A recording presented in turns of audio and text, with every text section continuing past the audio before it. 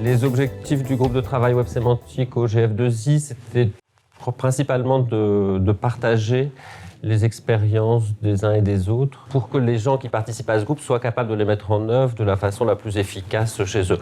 On a un stock de réalisations actuellement en France qui n'est pas si grand que ça. Par contre, on a quelques dossiers de valeur ou importants. Et donc, c'est ce qu'on a pu réaliser dans ce groupe, c'était de valoriser à la fois de valoriser ce qui avait été fait et à la fois que chacun arrive après à comprendre pourquoi ça avait été fait, comment ça a été fait, par quel type d'acteur. Donc les participants au groupe de travail web sémantique, c'est relativement varié. On a de l'industrie, c'est-à-dire en particulier des éditeurs. On a l'Argus de la presse, on a LexisNexis, on a Voltaire Clover qui viennent.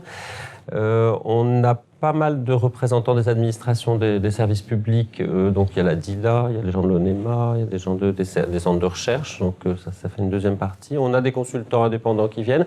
Et puis on a des représentants des organisations culturelles, comme la BNF, et puis aussi des sociétés de services qui s'intéressent au sujet. Voilà. Donc c'est très varié, ce qui fait que les expériences sont hétérogènes et complémentaires. La vie de ce groupe s'est organisée en phases un peu différentes. Quand on a commencé ce groupe, on a essayé d'avoir une approche la plus pédagogique possible.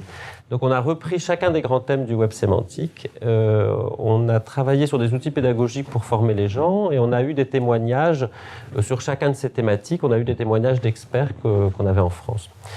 Puis dans une deuxième phase, on a plus insisté sur le fait d'avoir des partages de retours d'expérience sur des gros projets. Et en même temps, assez vite a mûri l'idée qu'on devait partager au-delà du groupe avec les équipes qui sont dans les différentes organisations, entreprises. Et pour ça, il fallait des outils pédagogiques. Et comme c'est un sujet très innovant, très nouveau, où beaucoup de documentation sont en anglais, c'était pas si facile de sélectionner ça.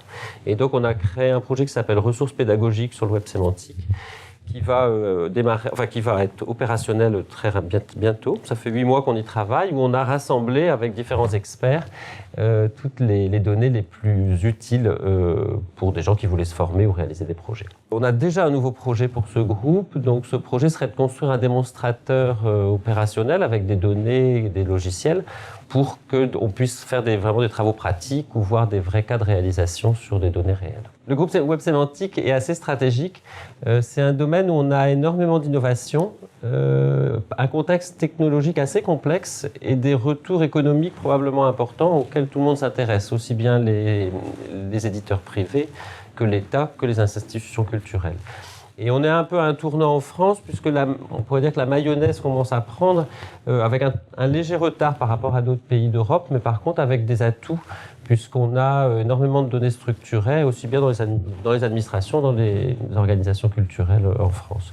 Et donc ce groupe passe probablement de gens qui étaient là pour des raisons un peu exploratoires, à un groupe où les participants sont sur des projets de plus en plus opérationnels avec des enjeux de plus en plus importants.